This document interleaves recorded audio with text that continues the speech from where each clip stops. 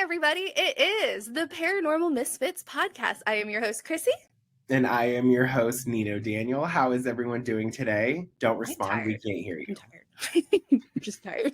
Like, this week is draining. Oh, it's exhausting. Also, just so every one of our listeners knows, you and I are on two opposite ends of the coast. We are.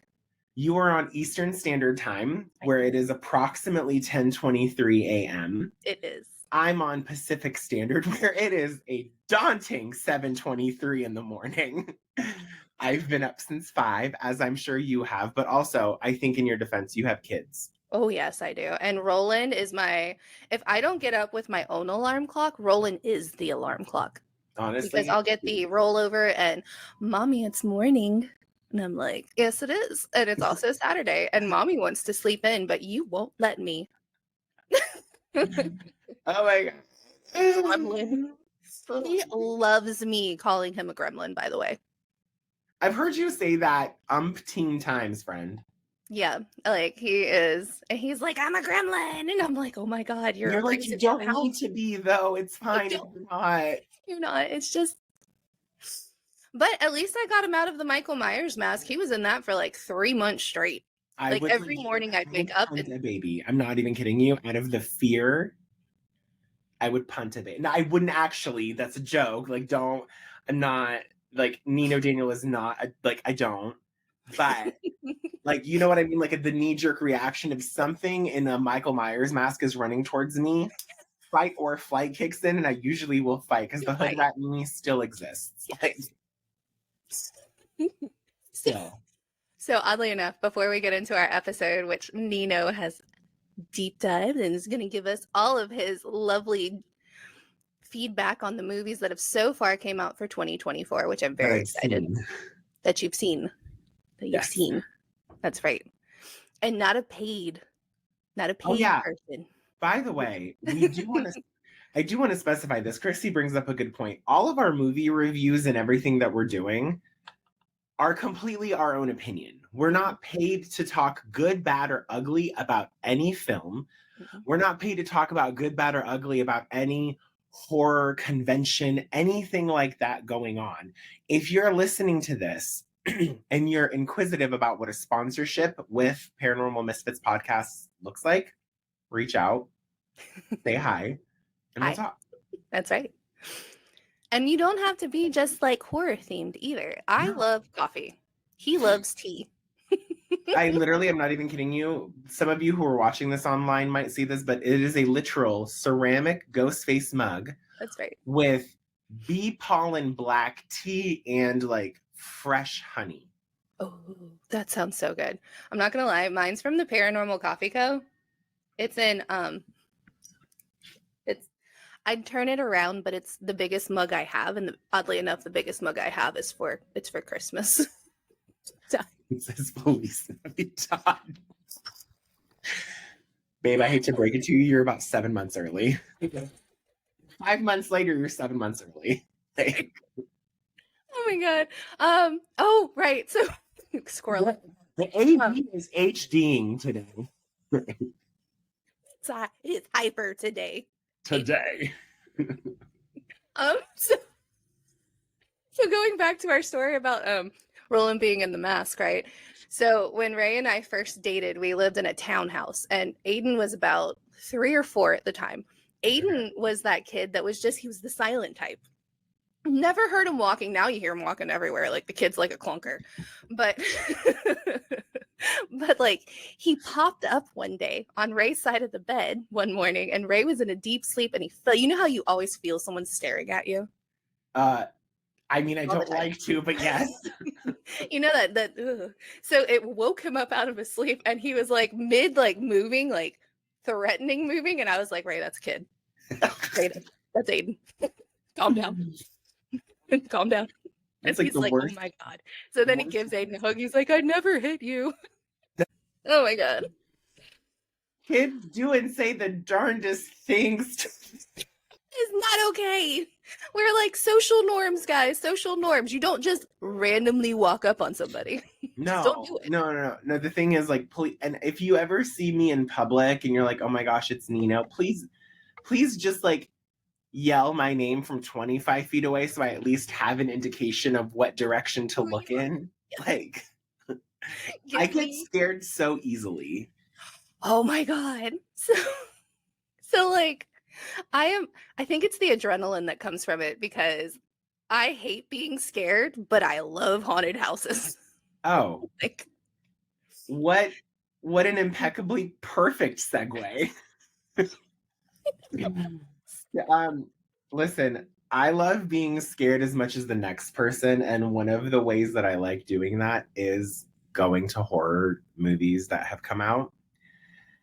Um, I'm going to start it off with the worst movie of 2024 that I've seen so far. It should be no surprise to anyone. And the general collective, like people that I follow, like Critical Overlord, Beyond the Mask, Bloody Disgusting, everyone that I've like followed, even one of my friends, like social media friends, Jake Tyler, who runs Killjoy Jake. Everyone collectively, and I agree after I've seen it, the movie is imaginary. And it's see, the I was iffy one. about that to begin with. What?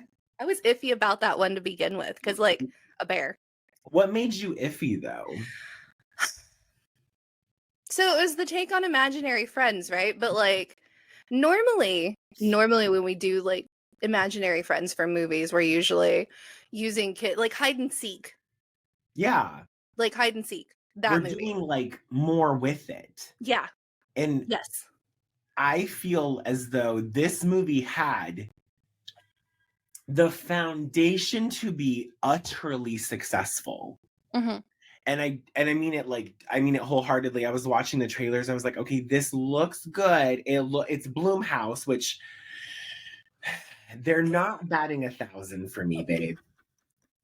And then all of a sudden during what is it, CinemaCon or Cinecon or whatever's happening in Vegas right now, they're like, we at Blumhouse want to formally announce that there will be a Five Nights at Freddy's Part 2 coming out in 2025. And everyone was like, you don't have to.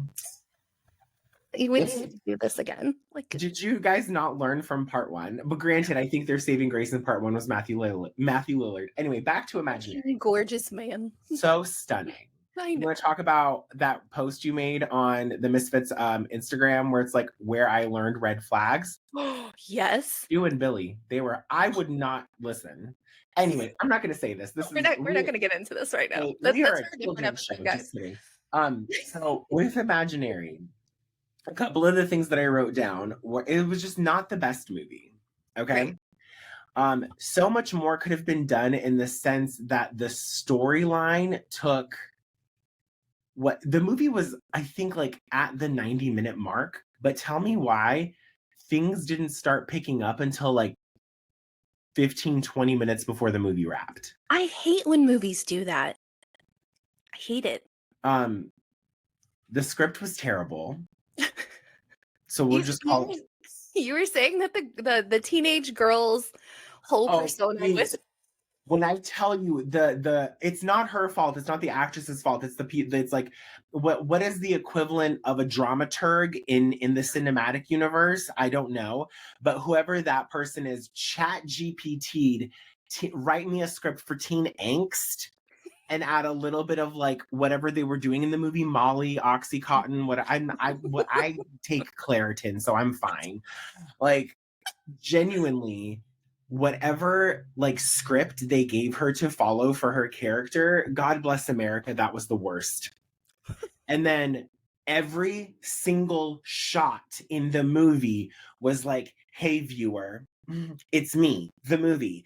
This is going to be totally ominous, but it was like a foreshadowing of what's going to be used in some way, shape, or form. And there's one thing I will tell you now when we do movie reviews throughout this, I hate predictability. Like, oh, okay. I hate predictability just as much as everyone hates the elections. Like it was honestly one of those moments where I'm like, now I know how it ends. Mm-hmm.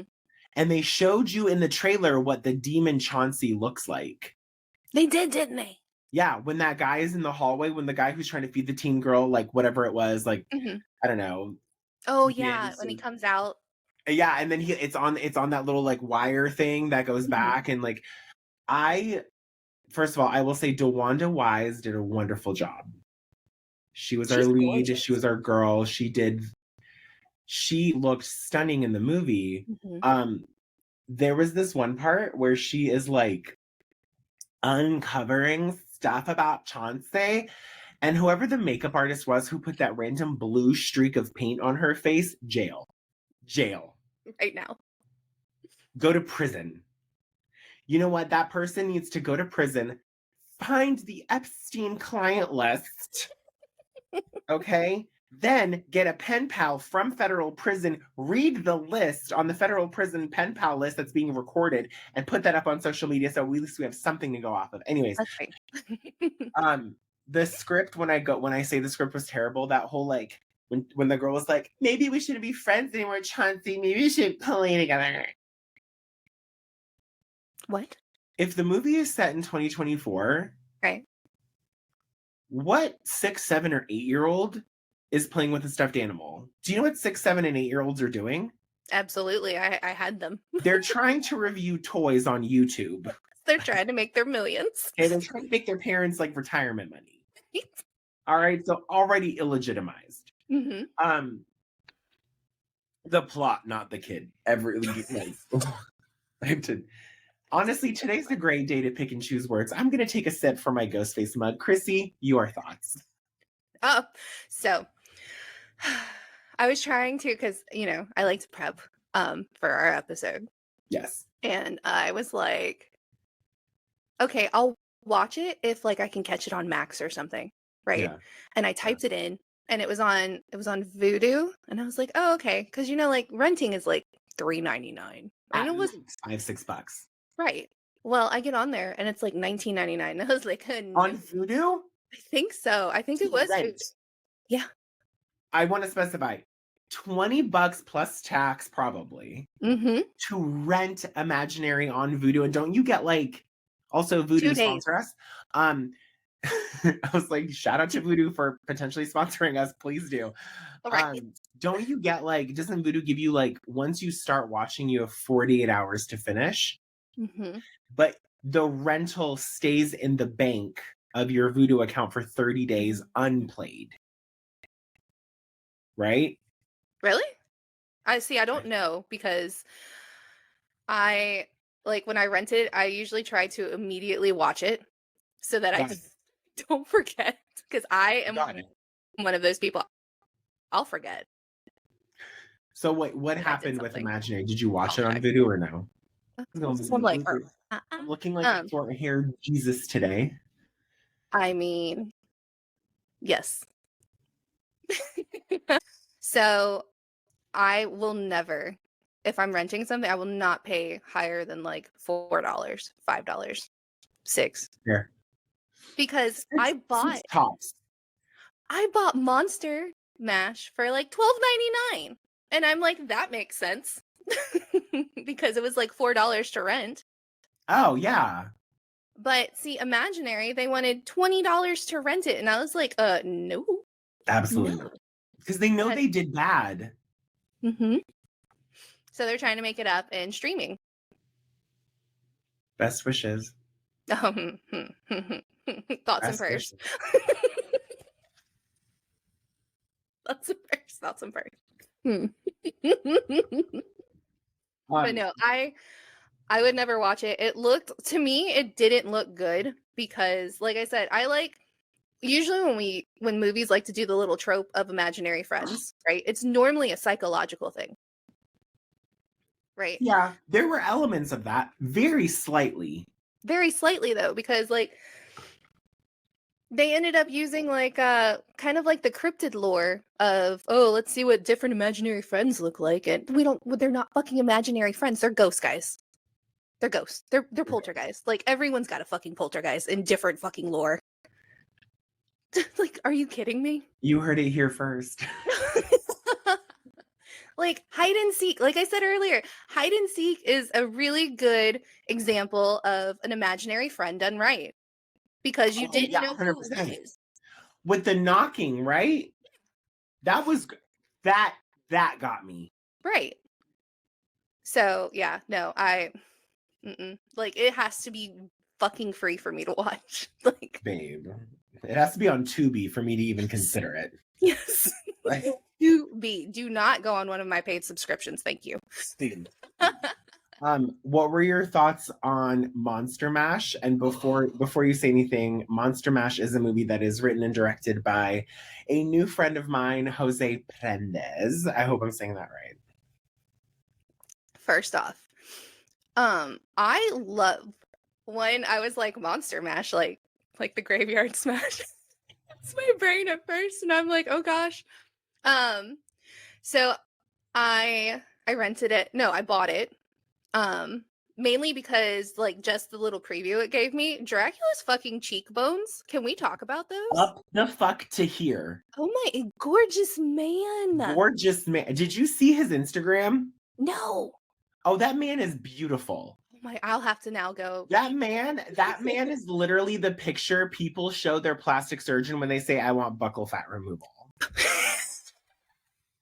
He is so also, you want to talk about like, because I did a smart friend on this, and I was like, the guy who played Frankenstein, like monster.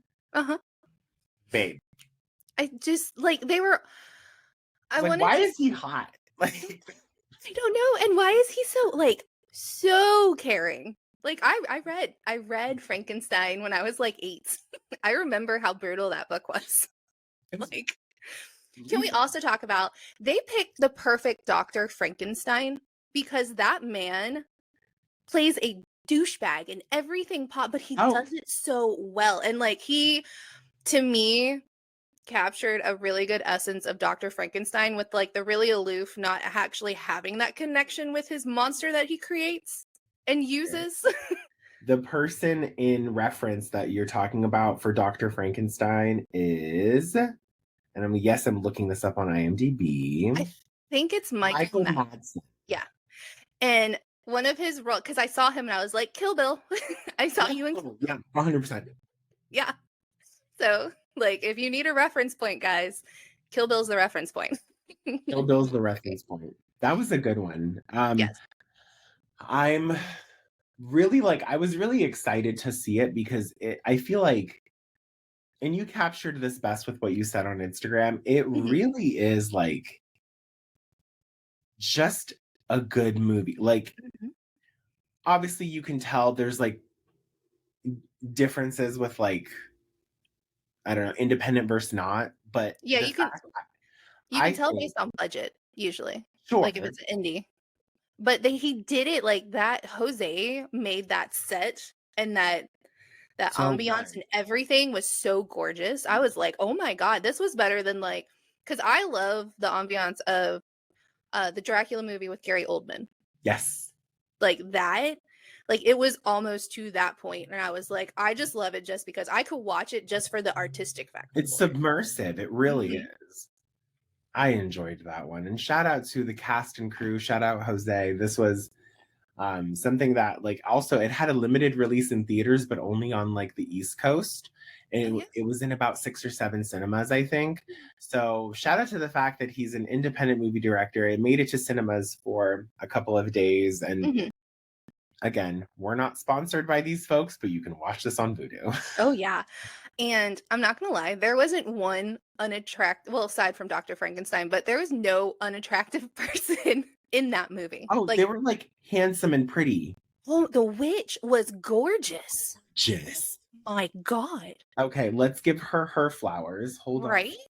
So the witch. I think it's her name is Bix Krieger. Or Maddie Lane. There's a whole sorry, I have the IMDb page up. We're doing so well today. We're doing awesome this morning. I'll do better in my movie review segments next time. But thus far, Imaginary, I would give it like half a ghost, and then Monster Mash definitely like a solid 3 ghosts and like an arm. Moving forward, What's it called? I'm gonna save this particular movie for the end, Okay. but I want to move into Sting. Okay. So it is currently April 13th. Mhm. Sting has come out into theaters on April 12th. I participated in Harkins Theater's Secret Cinema. They Ooh. had the horror edition. You pay $5. You don't know what the movie is until the title card comes on. It's freaking amazing. This movie, I'm going to try to read verbatim what I wrote. Okay. It's an alien spider that ends up inhabiting an apartment building and being friendly with a girl who is the caretaker of the spider themselves, Mhm. killing off mean or evil people in the movie. Oh. So, like, people who are problematic get Mhm. offed, and I'm like, oh, story of my life. And I'm kidding.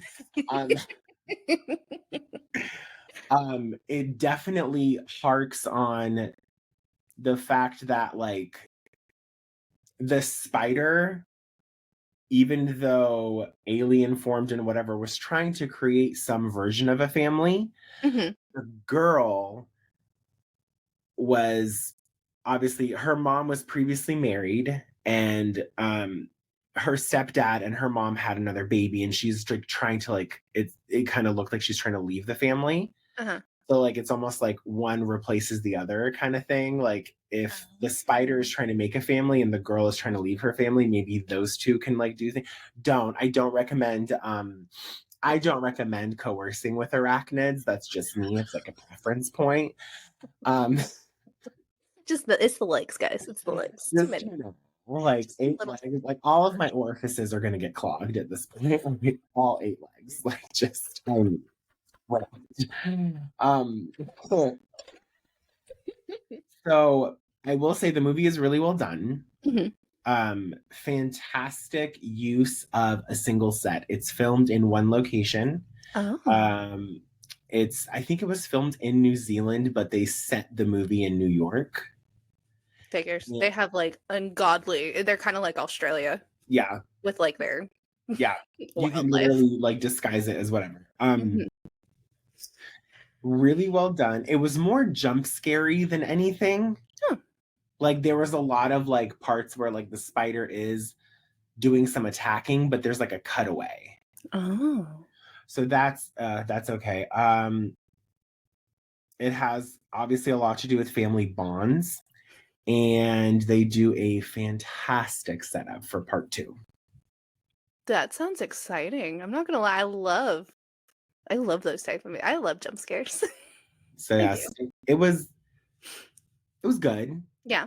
It was worth the watch. It was definitely, I think it's something you should, if you get a chance to watch in theaters, watch Sting in theaters, because, Mhm. like, just, it's creepy, it's eerie, it's, I don't know, there's so many things that, like, you become invested in this movie, so I really liked it. Have you seen anything about it? I haven't seen anything about it. No, just Oh, other than like obviously what you sent me.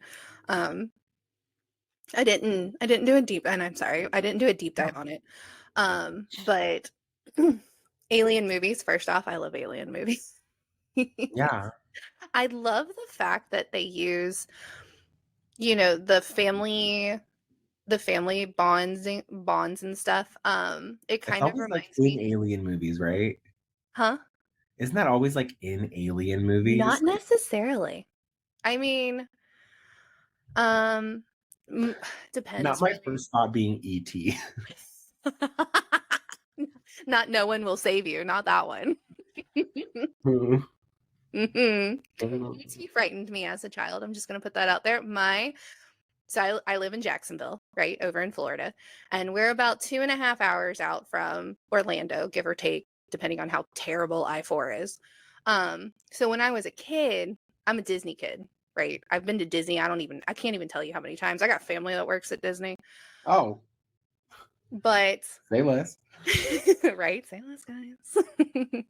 We'll have to talk about those parks a little later. Um, so on I-4. Was it I-4? Yeah, it was I-4. So you know how, like, when you're driving in Orlando and you got all the billboards and it's giving you the countdown, right? You're so far away from this area. You're so far away from this park. Yeah. Well, for the longest fucking time, fuck you, Orlando and Universal Studios for doing this to me as a child. They had a huge billboard of E.T. where he's on top of the billboard with the glowing fucking finger. And like my dad and my grandpa knew I was terrified of E.T. So every time we were in the car ride, they would wait for the perfect moment and be like, Christine, look. And there it is. And I'd be under a fucking car seat for the rest of the ride. And then they made me go on the E.T. ride. They would get you on the ride? There's a picture of me. Yes, they got me on the ride because obviously I was like 8 and you can't stand outside alone and Universal as an 8-year-old waiting for your family to be done with the ride. No, let's take Christine on the terrifying ride. And there's a picture of me, no lie, I'm like this. I want to see this. Wait, you need it. When you find this photo, text it to me. Oh my God. I will. Like, I hated E.T. And by the way, guys, my childhood, I hated having my hairbrush. So I had like the little pixie cut, by the way. I look like a boy. honestly, same. Yeah. Like, I had a pixie cut too, and I too looked like a boy.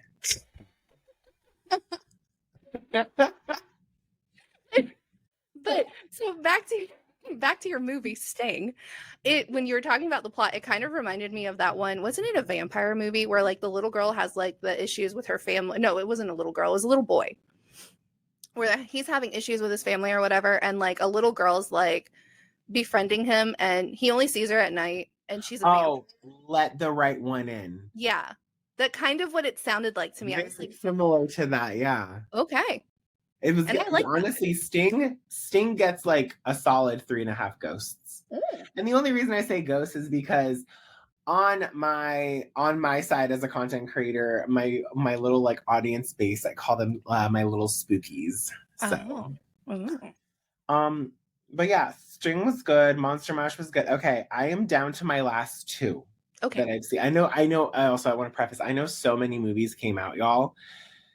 But like Chrissy and I are working Americans, and we have to pay our bills, guys. We have to pay our bills. So sometimes not everything is gonna get watched. Also, I was I feel like the middle of the year, everything from like April to like September is like the meat and potatoes of cinema, because they every like production house wants to get in like a good horror flick. Okay.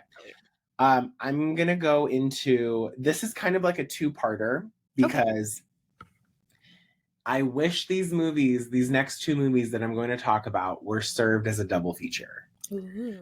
I wish that Immaculate and The First Omen were done as a double feature. Oh, yeah. Immaculate. Okay, so the very first thing that stood out to me was the pace of the film. This movie is either just shy of an hour and a half. And mind you, when we say a movie is shy of an hour and a half, that means like screen time is probably even less than that because of credits. And credits in a movie are usually anywhere from about 4 to 8 minutes long, depending on how much work was done. Right. So realistically, this movie is about an hour 20 action time. And excellent movie. Excellent movie. It was something that I had no idea what it was going to be about until about like halfway through, I realized why the title is important. Because it fucking didn't dawn on me. Till wait. I honestly, when I tell you, I literally am like the Internet Explorer of movie watchers, where it just like it takes like 3 days to buffer and 5 days to kick in. The movie has to do with the Immaculate Conception of Jesus Christ. And one of the things, obviously, I myself, like, I'm not religious to the point where I'm like thumping it into people, but I have like my relationship with God, so I can separate like it's just a movie, it's all these things, and I can easily do that. But when I tell you the pace of this movie, the background, the understanding of why Sydney's character is there, the script was good. What else did I say? Great pace, Great storyline. The one downfall, because not every this honestly gets like 4 ghosts for me. The one downfall, and I know it's not her fault, Sydney Sweeney's voice. And I don't mean that every time, but there are times where like she said certain words Mhm. and there were inflections where I was like, okay, that's Cassie. Or Maddie. Who does she play? Is she Maddie? No, she's Cassie. Yeah, God damn it. Hold on. I'm just gonna pull up also the perks of being an IMDb registered actor or choreographer. I Mhm. have access to her agent contact information on IMDb Pro. I just So want to give you some feedback. that is something I am going to utilize. Like, if we ever want a guest, I'm gonna be like, hey, she plays Cassie. Okay. Okay. Maddie's the Maddie boy's best Perez. friend. Like, Okay. yeah, I have to remember MP, right? It's like And Maddie Perez or something like that. No shade to Euphoria or anything like that. We love the show. It's just we're on a horror thing. Her voice, Mhm. babes. Como se dice? There were parts of it where I was like, you're still a Valley girl, Jesus H. But the one thing that you cannot deny in this movie for Immaculate, the acting Sydney Sweeney portrays, Mhm. fucking incredible. Oh. That ending scene, oh, and they do a perfect job. So the ending scene is set up to, and also the movie's been out. So if you haven't seen it, spoiler alert. Should I talk about? Can I? Yeah, you can do spoilers. That's fine. Okay, so spoiler alert. The movie has to do with the church that she goes to be a nun. What are the 3 vows? Like, you promise to be chaste, you vow to be poor, and then you vow to like devote your like love and life to Jesus or something. I'm not Catholic by any means, but I don't want to be disrespectful to that. But there's this scene where she hears something, like she goes into the main like church part, but there's like a visible like lower level, Okay. and she goes there and there's a nun and they give her the nail that was used on Jesus with his DNA still on it. And they did background research on her when she was like in an accident when she was younger, and they compared that her DNA best matches with the DNA uncovered on the nail for God, for Jesus. And then they somehow maneuver her into this church. That first night, or that night where she's experiencing all of these like hallucinatory things, they weren't even hallucinations. She was impregnated with the DNA, and the whole goal was to create like the rebirth of Christ. Okay.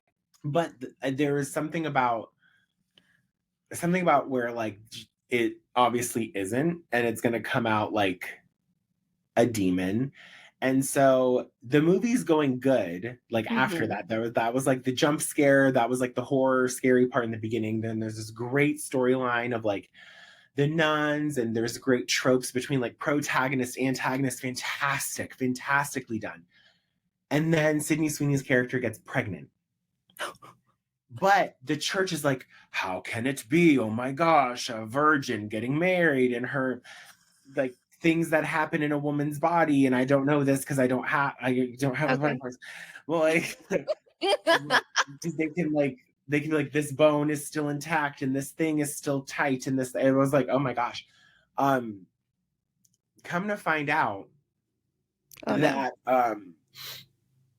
I'm getting the 2 movies confused because now they're super similar. You're like, oh no.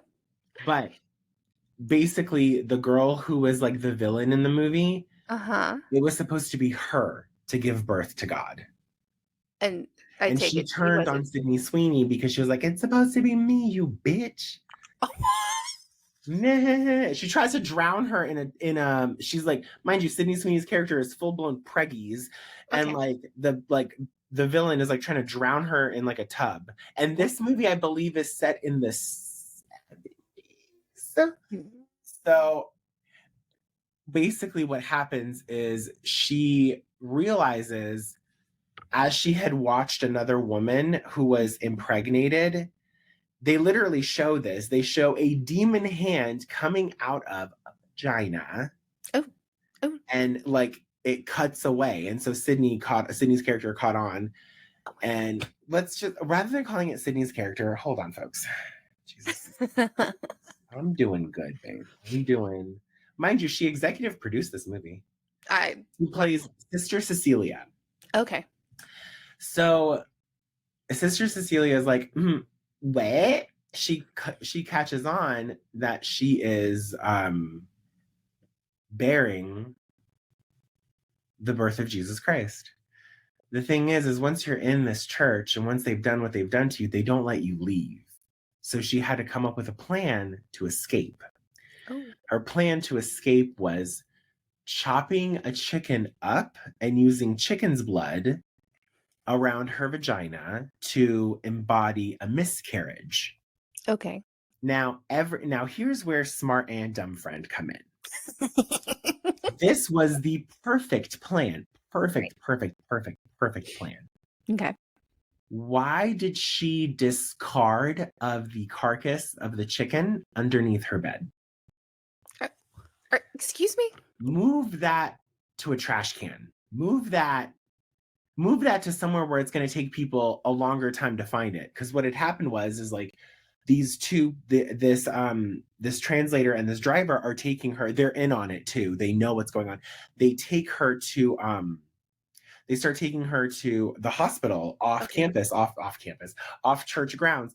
And she ends up trying to escape. She ends up getting caught. She ends up going to the underground of the church where they try to give her birth, where they try to like induce her.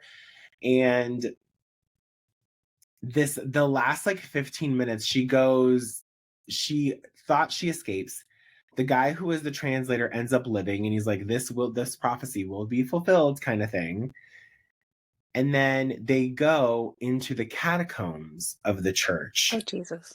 And it's like Pan's Labyrinth. And what's basically going on is, I don't remember how, but they get to this part where like Sister Cecilia sees like the light, and she's crawling through a tunnel. Okay. And right as she's about to escape, she gets pulled back in. She kills the guy. I don't remember how. As she's exiting through the tunnel, she gives birth. And this entire last segment is like, I think it's done almost in one take. It's so eerie. She, the camera's focused on Sister Cecilia, but in the background, it's blurry, and you can see what she gave birth to, and there's no way that's human. So then she takes a big rock and fill in the blanks from there. I got it. She lives. Let's just say she lives. Yes. Okay. So in terms of horror movies that are well set up and well done, Immaculate so far took the cake. Have you seen it? I have not. I have watched your smartphone in a horror film. Okay. If there's anything that I would recommend, that would be it would be to watch this movie. I love, and I think we talked about this like last year, I love the subgenre, not only of found footage, but also of religious trauma. And these movies, it almost sounds like Rosemary's Baby. Like almost. It teeters on it. Yeah. So jumping into, this is why it's a little difficult, because the First Omen is not, it's similar. Yeah. But they possess like the people who have like the mark of Damien, which is like the 666. Yeah. Those people are possessed with a demon. Like they give birth to the literal Antichrist. And these babies come out in human form, but this hospital essentially like sends them off to different parts of the world, because the whole purpose of the First Omen was people have become so separated from the church. And the church has said, well, if they're not going to believe in God, we will give them something to fear. so that they believe in God. The opening sequence, I was like, oh, we're like, I'm telling you, This this is where movie we're opened going. up, it did that thing. Sorry, I'm like, I know we said this is going to be a limited episode time, but like, they did Well, this. to be fair, we're cutting out a bit of it because, you know, of Oh, fair. Okay, yeah. So so they did this thing where the opening shot was kind of like back in that 1970s where there's like a random zoom out and then they like zoom into a character walking down the street kind of thing. Mhm. Immediately fell in love. I was like, this is everything else can go home. Everything else can go home. This is it. Like this opening shot, Academy Award. Every like I literally, this is what I said in my notes word for word. Cinematic prime. Mhm. I've never watched a horror movie like this where I'm like, oh, this is cinema. This is acting. This is a fantastic script, a wonderful storyline. There's subplots of like betrayal and there's subplots of so many things. Like the main girl in the movie, she befriends who she thinks is another one of her like nun sister besties. Ends up she's in on it the whole time. Oh my. And this girl that they're trying to like, basically there's this picture of I think it's like Scarana or something like that is her name. She has the in the baby in the photo has the Dante birthmark like on like the right side of her head, kind of like a little bit like towards the back. The girl that they thought was this girl wasn't, and it was actually the main character the entire time. Oh. This movie is just shy of 2 hours. It's like just south of 2 hours. And what else did I say? Because I have like, I mean, okay, excellent work with the movie. The director of photography for this movie deserves a Pulitzer. This is great script, great acting, stunning sequence shots. Ooh. The person who did like the set design or whoever did the color theory on this film, please make sure they never go blind ever in their life. No, I'm so serious. Like great acting. Like when I tell you great acting, there's this one part where our main girl is finally feeling like something's going on inside of her, and she gets out of this car and she just walks towards the church, and the way she like acts like possessed and crazy is like, I'm like, oh, okay, this is literally what a normal human who's not in a movie acting like they're possessed would be possessed like. Anyways, great levels of gore, scare, thrills, and jump scare. This, honestly, I will say this. I don't know if I'm ever gonna say this for as long as we're on a podcast together. I don't think I'm ever gonna say this again. This movie, The First Omen, that came out in 2024, enters my top 10. Ooh. The last movie to enter my top 10 was Sinister back in 2016. I love that movie. So, in terms of horror, right, I think we're at a good pace so far. I think Blumhouse needs an adjustment. Oh yeah. So I want to see that because I love The Omen. I didn't even mind the remake when they brought Julia Stiles in, because she is so sometimes monotone in that kind of sense. Like she is one note that it honestly fit that film for me. Yeah. In that. But I love The Omen. Like, oh, and bad enough, I love the name Damien. Oh yeah. Just like, well, because it's a play on the word demon. Yeah, I love like, not to say that if your name is Damien, I was gonna say not to say that if your name is Damien, well, you're not a demon. Sorry, like you were named after a demon. That's not what I'm saying. But it's like it's the phonetic play. Yeah. No, oh my god, what was it? Oh, I'm trying to think. There's a bunch of them, right? So this is like a prequel into how the Omen essentially like. Yeah, this is literally right? the origin story.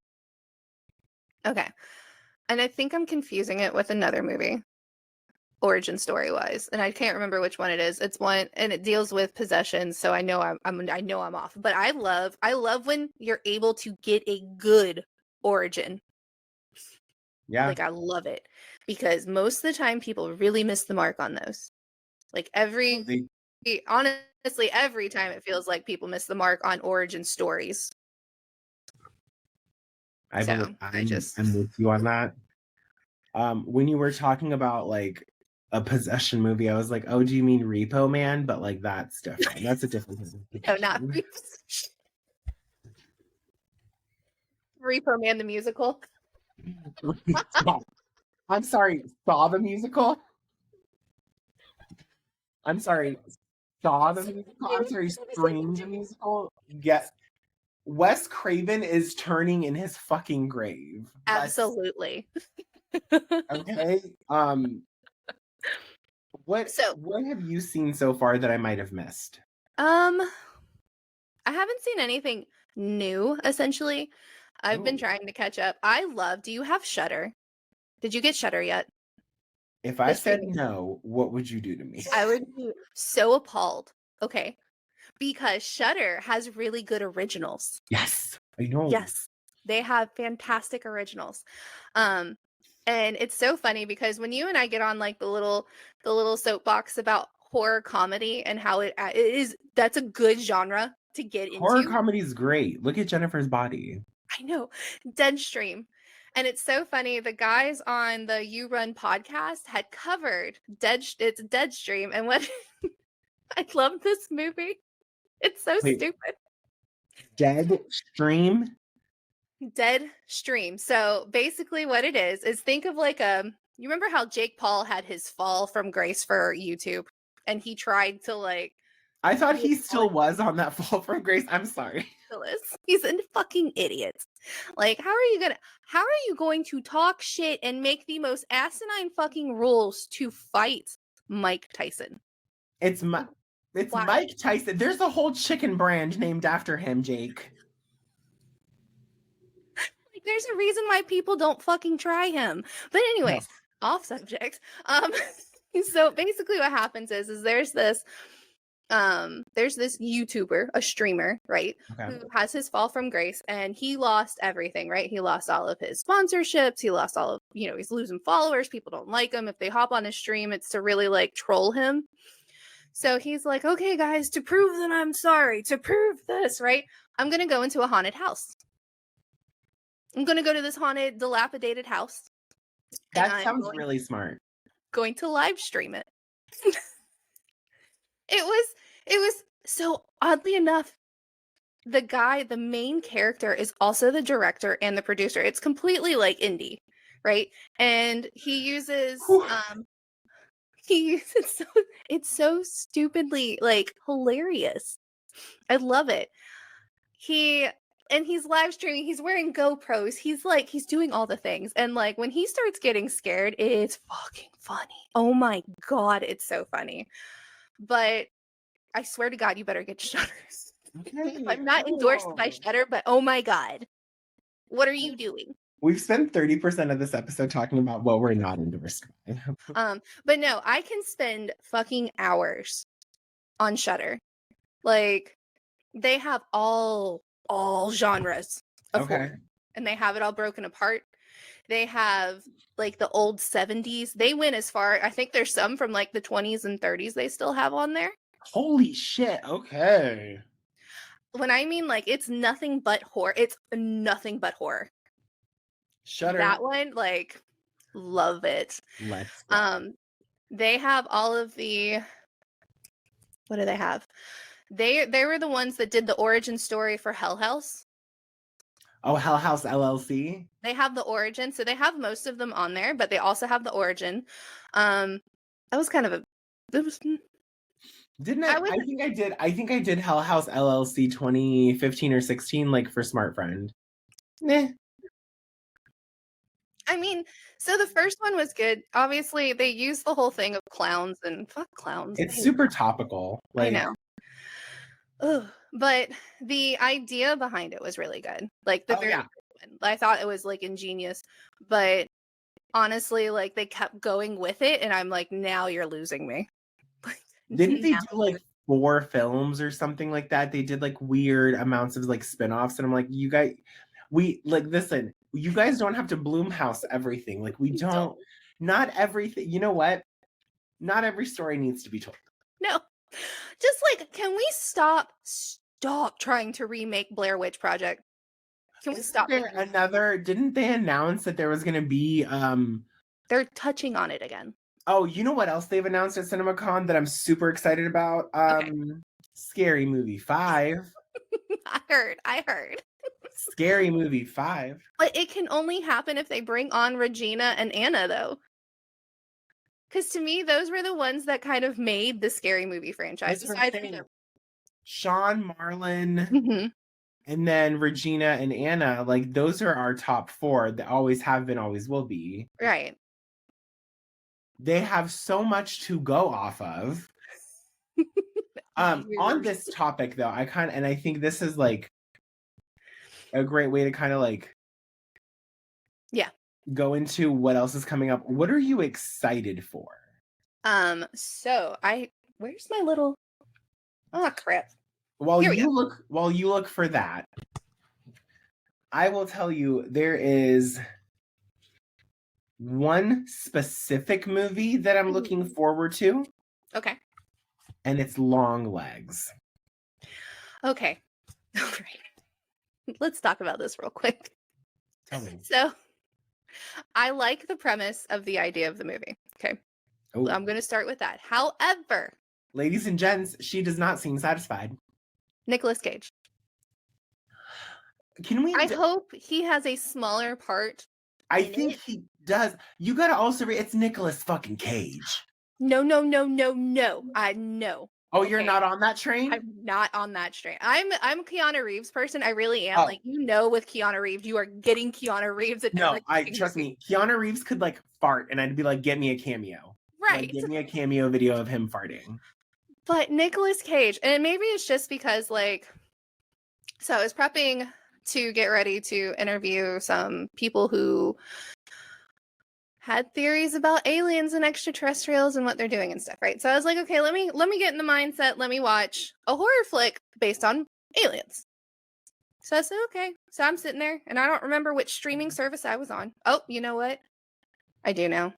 I believe it was on Shudder. And Shudder, I hate you for this. Shocker. Okay, Shudder. The movie, I cannot remember the name of the movie. Now I need to go look on my phone. But it was supposed to be a Lovecraft-based film, right? Oh, from that, like, wheelhouse. He was in it. Storyline, fantastic. Setup was great. All the other actors were great. And there was a gorgeous, gorgeous man in that movie. But Nicolas Cage, when you hit that Lovecraft factor of, like, the psychosis, right? When they all start going just fucking, he overdid it. And it pissed me off to no end. I'm like, why did you do that? Like, he did it. He was trying too hard. And that's my fear of Long Legs, is that, like, we're going to get him in this film, right? Because the plot and everything sounds really cool. The trailer looks great. The trailer's fucking insane. Right. I didn't see him personally in the trailer. Yeah, you did. Did you? I heard his voice. You saw him. Oh.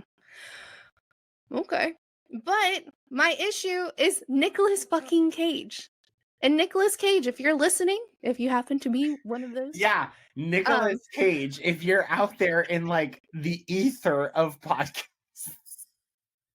If you're listening, you fucking ruined a Lovecraft film.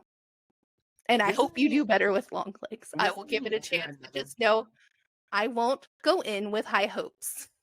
I will lower my bar because it's Nicolas Cage. Okay. Fair and reasonable, and you're dumb, but like I'm kidding. No, that was a rant. By no means. No, I love this though. I love the fact that we can talk about this with two different opinions on something. I mean, clearly I'm right, but like you guys also please also realize, if you're listening to this, Chrissy and I are friends. Like, we actually are friends. We text, we Instagram, there's a lot of messages. Oh my gosh. I swear to God, I've gotten to that point in my friendship with you where I just send you memes. And I'm like, honestly, I know you're at the hospital because you had like an accident, but here's 500 memes to keep you busy. Like, love you. She was never in the hospital, but hypothetically. Hypothetically.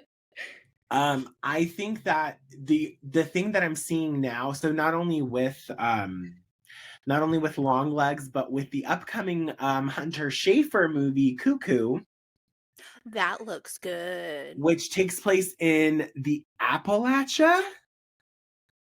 Dun, dun, dun, dun, dun. Okay, I love that. That's a sound bit.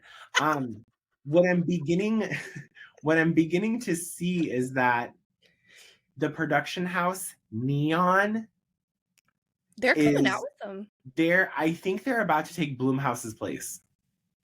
And mind you, Neon is like a lower tiered, more like mid-budget Mm-hmm. production house. The first movie I saw from them was The Neon Demon, and it had to do with like Illuminati modeling, eating people. Like it was very that it was that I think if I'm not mistaken, that movie is also in my top 10. Mm-hmm. But I personally am excited for Long Legs as like my first choice. I'm excited for Cuckoo. And not to say that he's listening, but Damien Leone, if you are listening,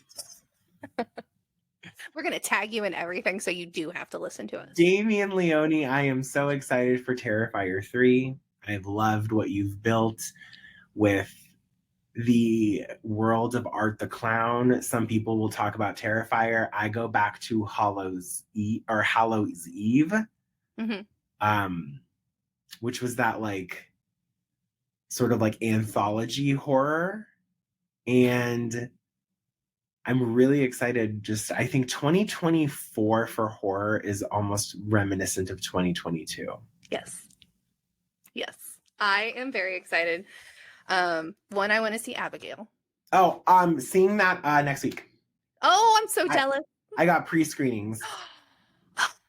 Tell me how it goes. Oh my God, it looks fantastic. Like, I love the spin they're doing with that. Like, I'm sorry for what's about to happen to you. Like, oh my God, child. Calm down. Shut the heck up. So I have Abigail. So M. Night Shyamalan's daughter's doing her director debut. I saw that. And I am excited because he does have some hits, he does have some misses, but I'm excited to see what his daughter does. Yeah. There's that. I personally, if we're on the topic of M. Night, I think he has more hits than he does misses, but his misses. Oh, they miss. But his hits slap. When do you know when that movie from M. Night Shyamalan's daughter is coming out? Do you happen to know? I believe it's going to be between July and September, I think. Cool. Yeah. She's coming out, and I'm excited because she kind of reminds me of like Coppola, where Sofia Coppola, where she tends to like pick on certain actors or actresses she really wants. She got Dakota Fanning for hers. And it's in Are you talking about The Watchers? Yes. That's her director debut movie.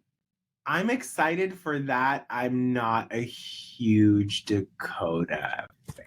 So I am not like the biggest Dakota fan, but she like for kind of like the eerie stuff, I actually like her for that because of her, I hate to say it, it's her eyes. Yes. And she had like those blue eyes too, and Dakota Fanning has those as well. And that's why I like Dakota Fanning, because she's naturally creepy looking. Oh yeah.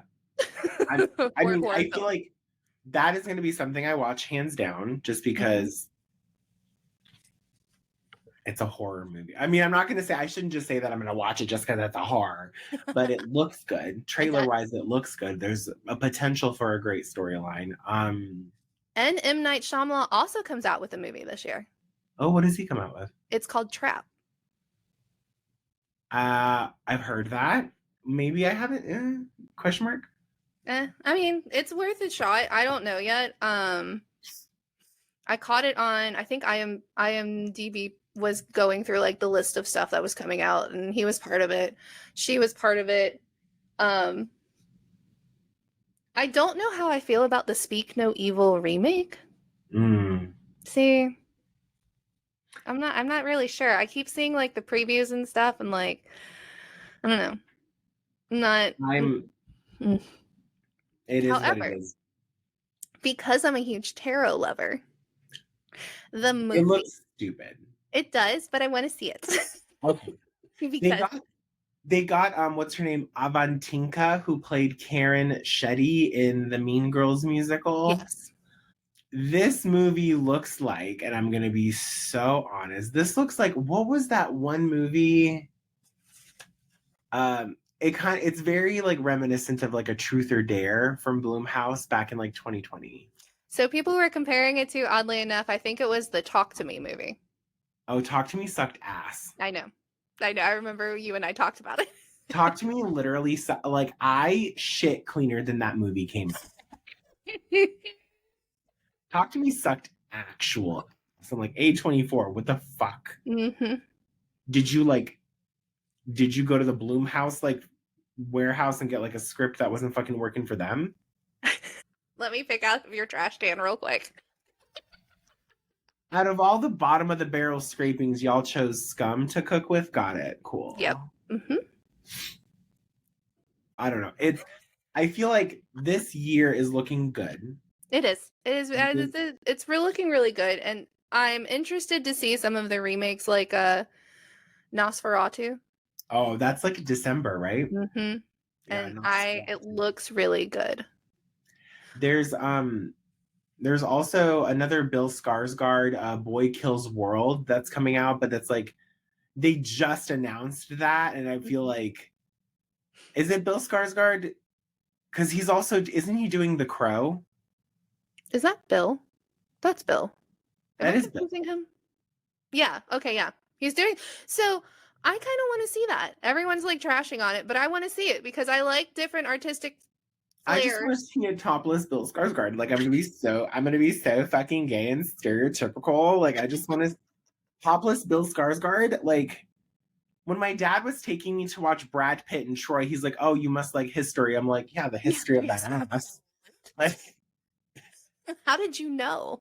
I was like, "Dad, how did you know I love history? How did you know I love round, perky bums?" Like, anyways, Oh my god. I think we've got a good lineup this year for horror. I'm really excited. I'm thankful. I don't know, but no. To piggyback off of what you said, I'm excited for Abigail because that's like in a matter of days, and it's Radio Silence produced. Oh.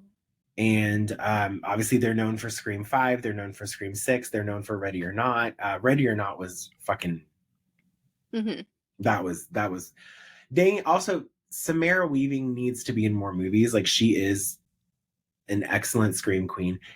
Also, maybe that's what we should end it with. I'm going to ask you this question. All right. New age scream queens. I'm talking like 20, let's say like 15 and up to present day. Okay. Who's become one of your favorites? So I have a few. Emma Roberts. Bitch, did you not hear what I just asked you? Who's your no, I have a few. First off, it's like picking your favorite child. You shouldn't do that. Our ADHD is really on one today. It's on point today. I love you. My coffee's pretty good too, and it's like it's called like pumpkin. Okay, you know what? Totally off topic now. Okay, Go back to Emma Roberts. Anyways, so Emma Roberts and mainly, I'm so tired. Chrissy, what the fuck? I don't know. I'm just like coffee. Squirrel. Bestie, this is not. The chipmunks are raving. Okay, Emma Roberts. Emma Roberts. I love her. She, to me, has really embodied like horror really well. Like especially with like American Horror Story. Like I kind of, I've fallen off of American Horror Story because like they're getting. But the ones that where she was like primetime in them, they're good. Especially like The Coven. I loved Freak Show. Like her roles, she's doing so well with them that I love Emma Roberts. So I like her. I like Jenna Ortega, but I feel like she's going to I feel like they're putting her too high up, right? Because of Wednesday and everything. And I feel like if she continues, she might bottom out very fast. Like, very fast. She's mostly done like spooky horror roles or slashers for the past like 4 years. Yeah, she honestly, I feel like she needs a break. And I feel like the same way we need to put Jenna Ortega in something else is the same way Jason Statham needs to do a comedy. Who else you got though? Who else do I have? The one you were just, I cannot remember her name and I apologize. The one that's in Abigail right now. Melissa Barrera? I like her. Melissa's good. I don't think she would bottom out though. She's not going to bottom out. No, she's not in too much. Cause like, think about it. Like fucking every time, what is his name? The guy that loves Johnny Depp. Tim Burton. Every time Tim Burton finds a particular actor or actress, he sucks them in, and they don't. Guy that loves Johnny Depp. They don't leave. The guy that has half ownership of Johnny Depp and Helena Bonham Carter has the other. No. Because can't have one without. Wasn't Tim Burton married to Helena Bonham Carter? They got divorced. Sorry, I was too busy focused on Amber Heard's dog getting stung by a bee to remember that. But my God, I think those are like my top 4. Did I list 4? No, I listed 3. 2.5. 2.5. 2.25. Yeah. 2.25. I will say that I'm really, really excited to see where Mia Goth goes. Oh, I love her. Oh, I'm excited for Mia Goth. For those of you who don't know what Mia Goth is. For those of you who don't know who Mia... What? She is the epitome of female rage. She is Pearl. She was in Pearl X, and now she's going to be Maxine. Yes. I'm excited for that one, too. Oh, I saw the trailer. I'm like, oh, this is going to be the fucking ticket. Yep. Halsey in that movie. I don't know. I heard that New York accent. Definitely, I'm a huge lover of Mia Goth. I think that also, like, we need to give a couple of other people their flowers as Scream Queens. Like, Mia Goth is my current. I would say Samara Weaving as well. Let's not forget Sarah Michelle Gellar is a Scream Queen. Let's not forget, obviously, Neve fucking Campbell. Jennifer Love Hewitt. Jennifer Love fucking Hewitt. Like, I don't know. I read a spoiler about Abigail, and I am not going to look too much into it because I want to go in with my own opinion, things. Your own, yeah. But if I had to pick 2, I would I agree with you on Emma Roberts wholeheartedly. If you've not watched her in Delicate Parts 1 and 2, you are missing out. Please don't call me. Don't call me, beat me if you want to reach me. But yeah, I would say Samara Weaving for sure and Mia Goth. And I think that we are like we're such on a precipice with Mia Goth. She has the face, she has these like micro movements with her face. And then did you watch Samara Weaving? I think she was on either Fallon or Kimmel, and she did her scream. Oh. And bestie, when I tell you this was a blood-curdling scream. Ooh. Oh, I love it. I'll have to look it up. Literally, like Samara Weaving late night does a scream like that. Just like Samara Weaving late night screaming. That's it. But not in her bedroom, guys. Yeah. So thank you for all of y'all who listened in today on our 2024 horror movie review so far. Yeah. Definitely let us know in any capacity of however you're listening to this, what you've seen, what you liked. Do you agree with us? And also make sure you're following Paranormal Misfits podcast on Instagram, on TikTok. Anything else they should know? So you can definitely reach out to us. We have an email, so paranormalmisfitpod@gmail.com, and then you can just DM us on whatever platform you're following us on. We'll give us a movie to watch and we'll review it for you. Oh yeah, give us a little movie to watch and we'll totally Mhm. review it. And if it's on Shudder, I can't see it because I'm apparently exiled. Um, We'll talk about that in a second after I end this recording because I'm gonna do something I shouldn't be doing. she's gonna cuss me out. Yeah. Thank you all so much. And also, again, I want to reiterate, and we both want to reiterate, thank you for the love that you've shown Mhm. us with the announcement of me coming on as a permanent co-host. I do want to specify, like, I'm very thankful to Chrissy. I want that to be known. She already had an established podcast before I came on. Being able to talk about things that I love Mhm. with an amazing friend Aw. that's the fucking ticket for me. So thank you. Oh, I appreciate you wanting to join me because, like I said, after we did our first interview last year, I was like, I want him as a host. I just don't know how to ask yet. And I know he's trying to do his whole content creator, and I don't want to put too much on because you had a lot going on. Oh, we're not even going to talk about that. Lots going on. And I was like, I'm going to wait until everything kind of settles, and then I'm going to approach the idea. And look at this. Yay. And now we're here. Yay. Also, at the time of this recording, it is Saturday, April 13th. Mhm. We do have an episode coming out today at Mhm. 5:55 p.m. Chrissy, where can they find that? They can find it on YouTube. You can find us on Spotify, Apple, Google. Perfect. Yeah. Awesome. Woo. Well, it's been fantastic. And listen, if you're gonna leave, you might as well creep out.